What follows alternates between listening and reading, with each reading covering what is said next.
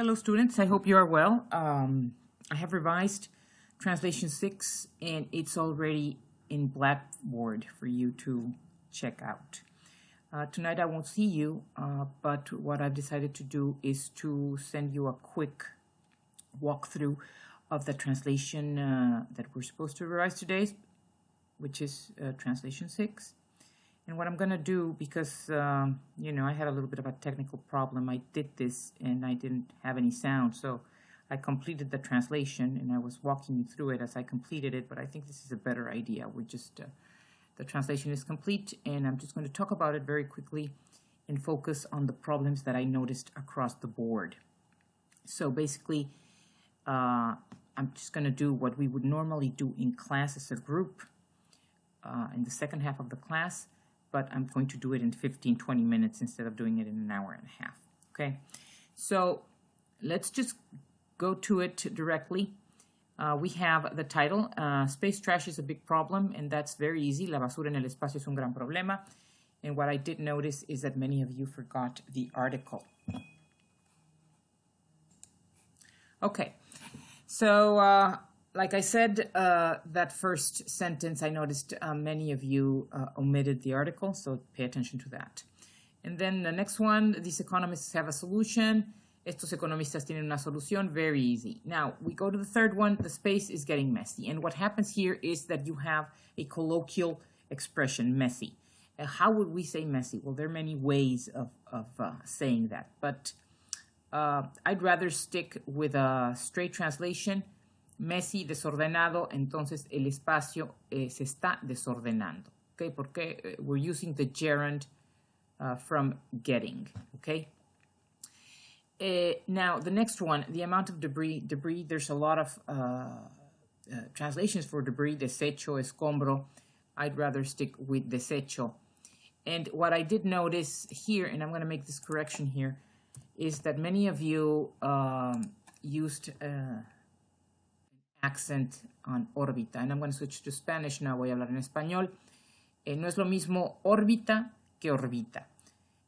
Orbita es el verbo, y entonces aquí funciona como verbo, entonces va sin acento. Y claro, se va a marcar como un error, pero no es un error, ¿ok? La Tierra, tierra con mayúscula. Entonces sigue creciendo cada año. ¿Y qué pasa?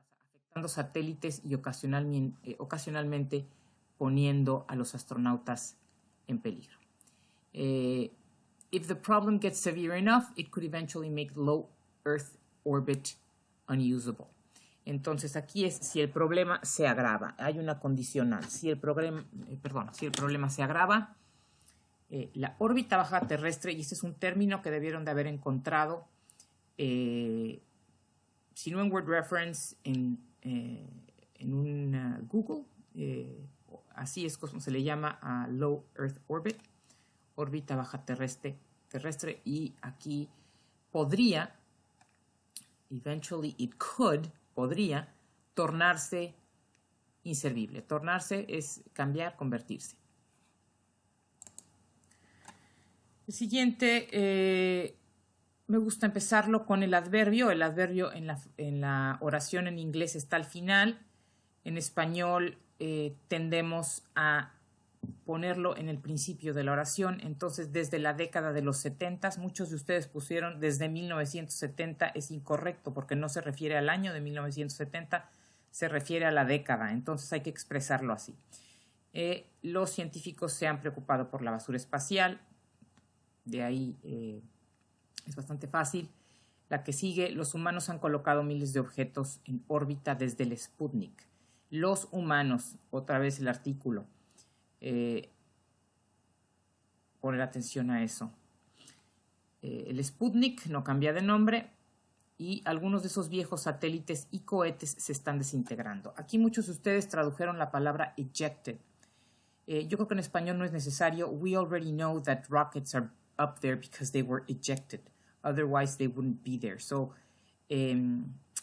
otra vez volviendo un poco la cuestión está de que el inglés, a pesar de que es muy económico, es muy repetitivo también, o muy redundante. Entonces, yo omitiría esa palabra. No es un gran pecado, no se pierde el sentido de la oración. We already know that rockets are there because they were ejected. Y entonces en español, si utilizamos la palabra y cohetes lanzados o cohetes expulsados, se oye raro. Aquí viene otra vez, conforme las piezas, as pieces collide, y muchos de ustedes aquí tuvieron errores de concordancia de género. Entonces, las piezas chocan unas con otras, es femenino y es plural, a altas velocidades y se destruyen. Estas crean más desecho. ¿Por qué? ¿Por qué usamos estas? Bueno, porque se refiere a las piezas, ¿ok? Estamos hablando de las piezas. En la que sigue, eventually space could get saturated with high-flying trash. Muchos de ustedes tradujeron la basura de alto vuelo. Bueno, yo creo que aquí no es necesario incluir la definición de high-flying, simple y sencillamente porque ya sabemos que están en el espacio. Entonces, otra vez, esta es la redundancia de la que estoy hablando. Están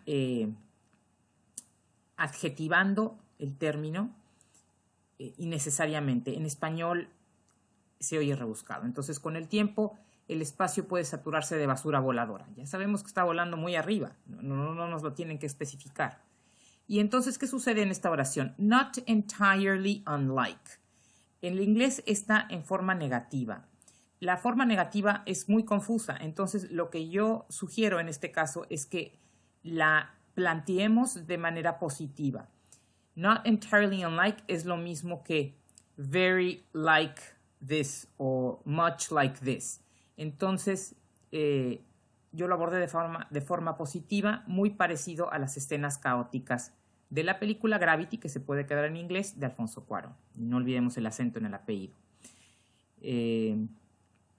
Seguimos, yet, despite years of warning. Sin embargo, y un tip aquí, siempre que empiecen una oración con sin embargo, sigue una coma. ¿Okay? Y en general, después de los adverbios de tiempo, sigue siempre una coma. ¿Okay? Entonces, sin embargo, a pesar de años de advertencia, las naciones, no es necesario especificar las naciones del mundo, ya sabemos que las naciones están en el mundo, nunca han podido ponerse de acuerdo para solucionar el problema. Entonces, very straightforward from there. Y aquí sí hay que apuntar algo. Este inglés, el texto en inglés no es perfecto, tiene defectos, y entonces uno de los defectos, por ejemplo, es aquí, world's nations. We already know that, okay, so, pero bueno. La que sigue, there are lots of bright ideas for cleaning up debris. Seguimos con la palabra desecho por consistencia, y aquí, but countries often wrangle over how to pay for them, okay. También un defecto del inglés, how to pay for that. Or, you know, if you're referring to debris or to ideas or cleaning up debris. Entonces aquí yo diría, hay muchas ideas brillantes para limpiar el desecho, pero los países con frecuencia pelean, ¿ok? O discuten sobre cómo pagar por esto. Entonces, aquí empezamos. So, that's where economists come in. Aquí es donde entran los economistas, ¿ok? En un estudio reciente, in a recent paper, estudio, informe, análisis, ¿ok? 3 economistas argumentaron que el desecho espacial es un problema estándar del tipo tragedia de los comunes. What is this tragedy of the commons? Si alguien hubiera, o si algunos de ustedes googlearon tragedy of the commons, se hubieran dado cuenta que se trata de un problema económico y lo explica muy bien.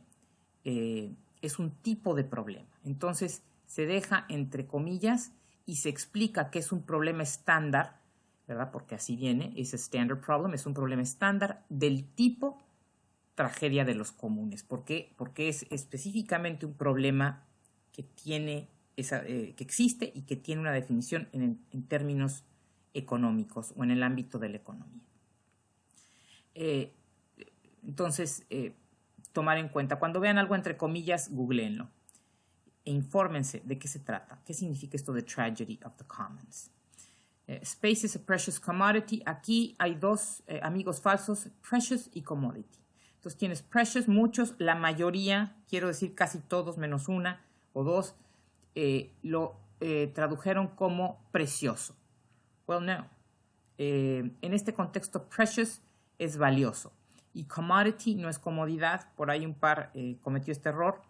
Commodity es producto. Entonces el espacio es un producto valioso y la gente tiende a sobreutilizarlo, va junto, ya que sus usuarios no pagan el precio completo por el mugrero creado por los satélites. Y aquí sí opto por utilizar un término coloquial que creo que cabe muy bien en la oración,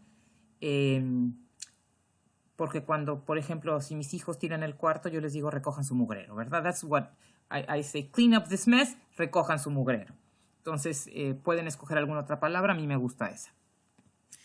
La que sigue, similarly, de manera similar para evitar el mente. Acuérdense que este exceso de mente, que es la forma en adverbializar alguna palabra, es un poquito molesto. Entonces hay que tratar de buscar otras soluciones.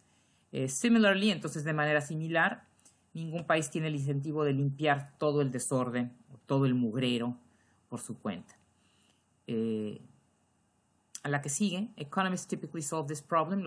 Típicamente, otra vez el adverbio por delante, los economistas resuelven este problema con lo que se conoce, y aquí algo muy importante.